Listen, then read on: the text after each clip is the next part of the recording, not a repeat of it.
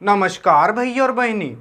देखिए आज हम पढ़ने वाले हैं ह्यूमन हार्मोन्स के बारे में। जैसा कि आप जानते हो कि क्लास 10th के बायो का दूसरा चैप्टर है कंट्रोल एंड कोऑर्डिनेशन। तो उसे में छोटा सा टॉपिक आता है ह्यूमन हार्मोन्स के बारे में, जिसके पे आप बहुत डिमांड कर रहे थे कि भैया ह्यूमन हार्मोन्स के बारे में एक वीडियो बना दो, हार्मोन्स हो मेरे अंदर कंट्रोल नहीं हो रहा है। तो आज मैं आपको यही बताने वाला हूँ कि ये जो हार्मोन्स होता है ये किस तरीके से काम करता है, कैसे होता है, कहाँ से निकलता है, कब बनता है, इन सब के बारे में आज जानने वाले हो। और जैसा कि आप जानते हो अगर ये सब आप बुक में पढ़ने जाओगे ना तो मूलों को परस निकल जाएगा। तो आपकी सजेशन पे जितने भी कठिन टर्म लगते हैं उस सबको एकदम इजी लैंग्वेज बताने वाला हूँ। आइए चलिए समझते हैं कि ये हार्मोन्स होते क्या हैं, कैसे होते हैं, कितने प्रकार के होते हैं। तो देखो जैसा कि आप जानते होंगे पिछले वीडियो में हमने प्लांट हार्मोन्स के बारे में पढ़ लिया था, आज ह्यूमन हार्मोन्स के बारे में पढ़ लेते हैं। तो सबसे पहले हम ये जान जाते हैं कि जो हार्मोन्स रहते हैं ये बनता कहाँ है, कैसे बनता है। तो देखो जैसा कि आप जानते होंगे, अब ऐसा तो नहीं है कि हमारे शरीर के अंदर हार्मोन्स हो हर जगह छितराया हुआ है, ऐसा तो होता नहीं है।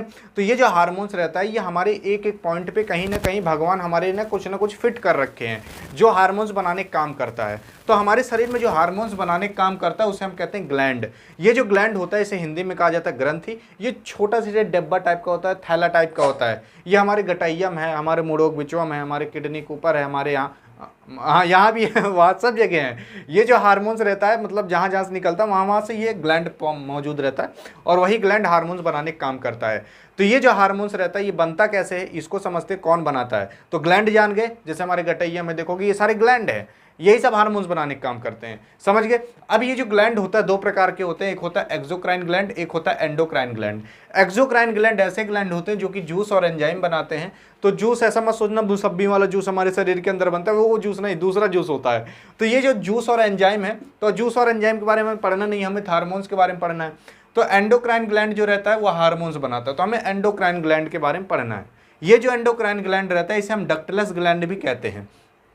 डक्टलस ग्लैंड का मतलब सिंपल से ही होता है, डक्ट का मतलब होता है नली और लस का मतलब क्या है, नली नहीं है। तो ये जो एंडोक्राइन ग्लैंड होता है ये डक्टलस ग्लैंड होता है, इसके पास नली नहीं होती। अब बहुत से लोग मूढ़ी खजुआएंगे और अपने पेट से सोचेंगे यार जब नली नहीं है तो ये कैसे मतलब हार्मोन्सों को हमने बाहर निकालता होगा। जैसे मान लो ये छोटा सा ग्लैंड है, ये अंदर हार्मोन्स बना दिया, अब ये हमारे शरीरियम पहुँचाएगा कैसे, शरीरियम निकालेगा कैसे। तो ये जब नली नहीं, ये कहाँ से निकालेगा, खुद दिमाग लगाओ। तो यहाँ पर भगवान ने एक दिमाग लगाया और हमारे यहाँ से ऐसे छोटी छोटी नसें लाकर ज्वाइन कर दिए। तो ये जो नस रहता है ये खून लाने का काम करता है। तो जैसे ये ग्लैंड हार्मोन्स बना लेता है तुरंत ये ग्लैंड कहता है खूनवैया हम देख हार्मोन्स बना दिए ले जाओ। तो ये जो छोटी छोटी नसें हैं ना इन सब में आ रहता है खून, तो खूनवा आता है भलभला के इसको लेकर सारा हार्मोन्स को लेकर चला जाता है। तो हमारा जो एंडोक्राइन ग्लैंड का जो हार्मोन्स रहता है वो कहाँ छितराया रहता है, वो हमारे खून में छितराया रहता है। तो जैसे कि मान लो हमारे यहाँ गटाई में कौन हार्मोन्स निकला और यहाँ पर उसको ज़रूरत है, तो यहाँ से हार्मोन्स निकलेगा, यहाँ पर पहुँचेगा कैसे, तो ये पहुँचता है हमारे खून के माध्यम से। तो जो खून रहता है वो यहाँ पर लाके पहुँचा देगा। मान लो कोई काम वाम हो तो हार्मोन्स को, वो तो हार्मोन से पूछना पड़ेगा ना कौन काम है कि नहीं है। अब देखो जो एंडोक्राइन ग्लैंड रहता है उसमें सबसे पहला आता है थायराइड ग्लैंड। ये जो थायराइड ग्लैंड रहता है ये हमारे गटैया में रहता है, थोड़ा एच टाइप का दिखता है। ये जो थायराइड ग्लैंड रहता है इसका काम होता है थायरोक्सिन नाम का हार्मोन्स निकालना। थायरोक्सिन नाम का हार्मोन्स जो रहता है इसका काम होता है कंट्रोल मेटाबॉलिज्म रेट, हमारे शरीर के अंदर मेटाबॉलिज्म रेट को कंट्रोल करता है, यानी हमारे जो पाचन वचन है इसको कंट्रोल करने का काम यही करता है। यानी ठीक प्रकार से पाचन हो, कितने रफ्तार से होना, वो सब यही सब कंट्रोल करते हैं, ठीक है। अब आता है भैया बैलेंस ग्रोथ भी करता है हमारे शरीर का, जैसे हमारा लीवर कितना ग्रो होना चाहिए, हमारा दिमाग कितना ग्रो होना चाहिए, हमारा ये कितना ग्रो, हमारा ये मतलब जितना चीज़ जो चीज़ ग्रो होना चाहिए उतना चीज़ ग्रो कराने का काम ये थायरोक्सिन हार्मोन यानी थायराइड ग्लैंड करता है, समझ गए। देखोगे बहुत से लोग का दिमाग ठीक से डेवलप नहीं हो पाता है, यानी उनके अंदर थायराइड ग्लैंड गड़बड़ा गया था बचपन में, या तो जब वो माँ के पेट के में थे तभी गड़बड़ा गया था। अब दूसरा आता है पैराथायरॉयड ग्लैंड। ये जो पैराथायरॉयड ग्लैंड रहता है ये हमारे थायरॉयड ग्लैंड के पीछे ऐसे छोटे छोटा मटर के दाने की तरह चाटो लगा रहता है। ये जो पैराथायरॉयड ग्लैंड रहता है इसका काम होता है पैराथायरोक्सिन नाम का हार्मोन्स निकालना। ये जो पैराथायरोक्सिन नाम का हार्मोन्स रहता है इसका काम होता है भैया कंट्रोल करना और बैलेंस करना हमारे शरीर के अंदर कैल्शियम। तो हमारे शरीर में जो कैल्शियम रहता है वो बैलेंस और कंट्रोल करने का काम पैराथायरोक्सिन नाम का हार्मोन्स करता है। पैराथायरॉक्सिन नाम का हार्मोन पैराथायरॉयड ग्लैंड निकालता है। पैराथायरॉयड ग्लैंड इसी के पीछे, आप थायरॉयड ग्लैंड के पीछे छोटे छोटे लगा रहता है। ये जो थायरॉयड ग्लैंड रहता है इसके बारे में और जान जाओ।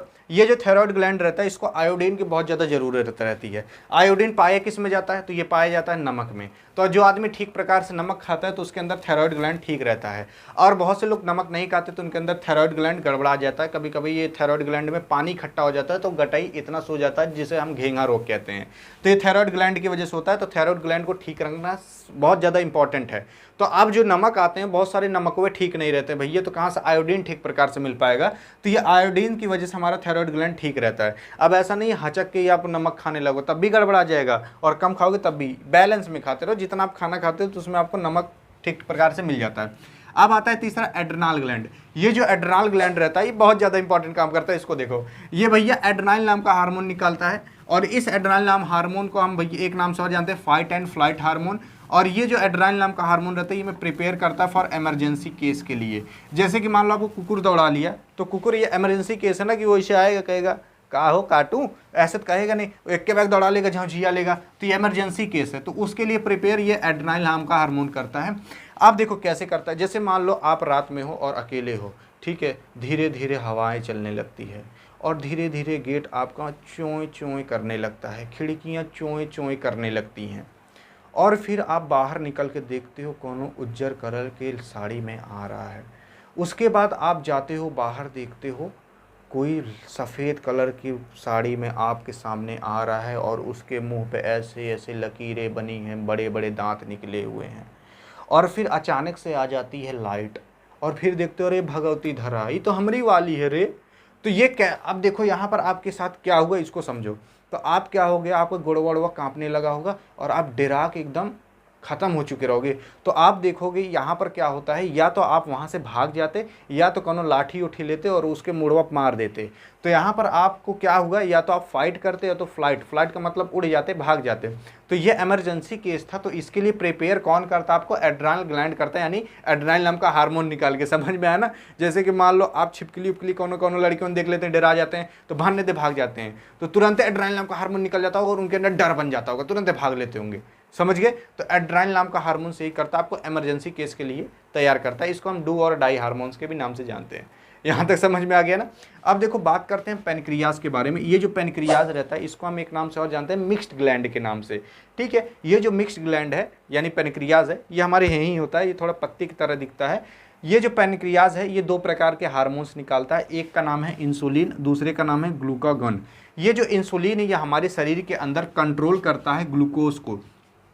हमारे जो ब्लड है उसमें ग्लूकोज का लेवल कंट्रोल करने का काम ये इंसुलिन करता है। यानी हमारे शरीर के अंदर जो ग्लूकोज का लेवल है उसको थोड़ा कम करता है, यानी कंट्रोल मैनर में ये काम करता है इंसुलिन। अब देखो कभी कभार क्या होता है, इंसुलिन हमारे शरीर के अंदर गड़बड़ा जाता है या फिर इंसुलिन कम बनता है। तो अब जब कम बनेगा तो हमारे शरीर के अंदर ग्लूकोज का लेवल बढ़ जाएगा। उसी ग्लूकोज को आप शुगर भी कह सकते हो। तो बहुत से लोग कहते हैं भैया हमारे शरीर के अंदर शुगर की मात्रा ज़्यादा हो गई, यानी शुगर की बीमारी हो गई है।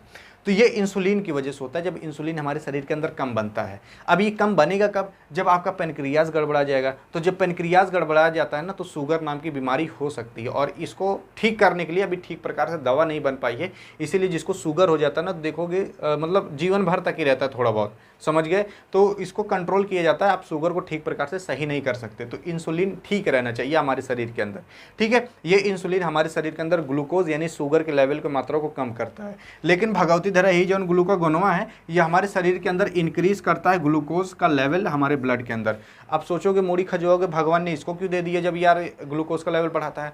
देखो ये ग्लूकोज का लेवल कम करता है इंसुलिन, ये ग्लूकोज का लेवल बढ़ाता है। ग्लूकोज का लेवल बढ़ना भी जरूरी है। देखो ये कम करेगा इंसुलिन, ये बढ़ाएगा, तो कम और बढ़ाएगा तो दोनों बैलेंस हो जाएंगे। समझ गया ना, इसीलिए भगवान ने इसको भी डाला है। अब ये जो ग्लूकागॉन है जब ये हमारे शरीर के अंदर ग्लूकोज का लेवल बढ़ाएगा ना तो हमारे शरीर के अंदर ताकत आ जाती है। देखोगे बहुत से लोग जुजुआ ऐसे रहते हैं, बुखार उखार हो जाता है, जाके ग्लूकोज चढ़वाते हैं, यानी उनके अंदर ग्लूकोज का लेवल कम हो गया है तो ग्लूकोज डलवाना पड़ता है। समझ गए। तो ये ग्लूकोज का लेवल अगर आपके शरीर के अंदर है ठीक ठाक तो आपके शरीर के अंदर एनर्जी बनी रहेगी। ग्लूकोज का लेवल कम हो गया तो एनर्जी कम हो जाती है। तो ये भी जरूरी है, ये भी जरूरी है। अगर ज़्यादा ग्लूकोज हो गया तो शुगर हो जाएगा, और अगर मीडियम में रहा तो आपके शरीर के अंदर एनर्जी बनी रहेगी, और कम ग्लूकोज हो गया तो आप भैया जुजुगा ऐस हो जाओगे, हैशे हो जाओगे, समझ गए ना। और आजकल के लड़के हैशे हो ही जा रहे हैं, जुजुगा ऐस। तो आप समझ गए होगे पेनक्रियाज बहुत इंपॉर्टेंट काम करता है इंसुलिन और ग्लूकागॉन नाम का हार्मोन निकाल के। तो आई होप आप यहाँ तक तो समझे होगे, लेकिन यहाँ पर अभी खत्म नहीं हुआ है। तो यहाँ पर बोर्ड में जितने हमारे ग्लैंड के अमाप आते थे उसको मैंने अमवा दिया। अब समझते हैं आगे और कितने ग्लैंड बाकी है और उनका क्या काम होता है। और बहुत से लोग सोचते हैं सर एक बार हट जाया करो यार, स्क्रीनशॉट लेने दिया करो, तो ले लो, ले लिए होगे। अब चलते हैं आगे। अब आता है अगला ग्लैंड जो कि लड़कों का फेवरेट होता है, टेस्टिस। अब इसके बारे में बात करते हैं। देखो ये जो टेस्टिस रहता है ये भैया हमारे शरीर के अंदर 2 ठो पाए जाते हैं, और ये जो हार्मोन्स निकालता है उस हार्मोन्स का नाम रहता है टेस्ट्रोजन। और ये जो हार्मोन्स रहता है इसका काम होता है कंट्रोल करना और ग्रोथ कराना हमारे मेल यानी हम लोग के रिप्रोडक्टिव पार्ट का। तो हमारे रिप्रोडक्टिव पार्ट का जो ग्रोथ होता है और जो उसका डेवलपमेंट होता है, वो जो कंट्रोल होता है, वो किसकी वजह से होता है? टेस्ट्रोजन नाम के हार्मोन की वजह से, जो कि टेस्टिस बनाता है। समझ गए। अब बात करते हैं हम ओवरीज के बारे में। ये जो ओवरीज रहता है ये भी महिला में होता है, यानी लड़कियों में होता है, ये भी 2 होता है। ये जो ओवरी रहता है ये ईस्ट्रोजन नाम का हार्मोन निकालता है, और एक और हार्मोन रहता है जिसका नाम है प्रोजेस्टेरोन।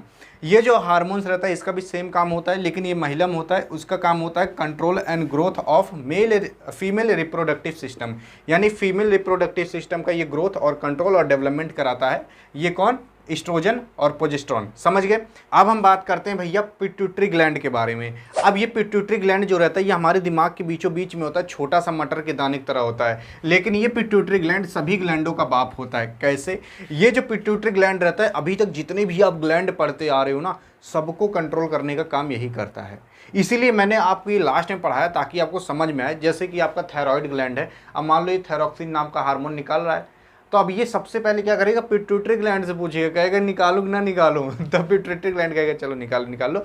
तब उसके बाद जाकर थायरॉक्सिन हार्मोन निकलेगा। पिट्यूटरी ग्लैंड ही सबको कंट्रोल करता है। अब जैसे मान लो इनको टेस्टोस्टेरोन हार्मोन निकालना है, सबसे पहले ये पिट्यूटरी ग्लैंड से पूछेंगे, तब पिट्यूटरी ग्लैंड कहेगा हाँ चलो निकाल लो। समझ गए। तो ये पिट्यूटरी ग्लैंड सबका बाप होता है, इसीलिए इसका हम कहते हैं मास्टर ऑफ एंडोक्राइन ग्लैंड। ये एंडोक्राइन ग्लैंड का पूरा मास्टर होता है। ये जो पिट्यूटरी ग्लैंड रहता है इसका काम होता है ग्रोथ हार्मोन। ग्रोथ हार्मोन्स का मतलब जो हमारे शरीर की ग्रोथ होती है वो इसकी वजह से होती है, पिट्यूटरी ग्लैंड की वजह से, क्योंकि ये ग्रोथ हार्मोन निकालता है।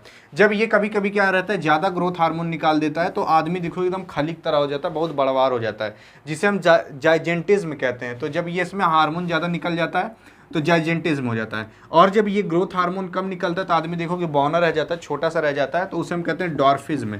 तो ठीक है, ये बीमारी होती है, बीमारी नहीं कह सकते, मतलब ज़्यादा लंबा होगा जाइजेंटिज्म कहा जाएगा और छोटे रह गए तो डॉर्फिज्म कहा जाएगा। ये पिट्यूटरी ग्लैंड की वजह से होता है। तो अगर आपको ये पूरा टॉपिक समझ में आओगे तो कमेंट बॉक्स में केवल ए लिख देना, और अगर हल्का सा भी ना समझ में हो तो बी लिख देना। देखते हैं आप जीतते कोई और जीतता है, देखते हैं आपको तगड़ा समझ में आता है किसी और को तगड़ा समझ में आता है। तो आई होप आप समझे होंगे इस पूरे ग्लैंड टॉपिक के बारे में। यहाँ पर होती वीडियो एंड। वीडियो पसंद है तो करिए अपने मौसा के पास सेंड, या फिर मौसी के पास भी कर सकते हो। मिलेंगे नेक्स्ट वीडियो में, तब तक के लिए जय हिंद और जय भारत।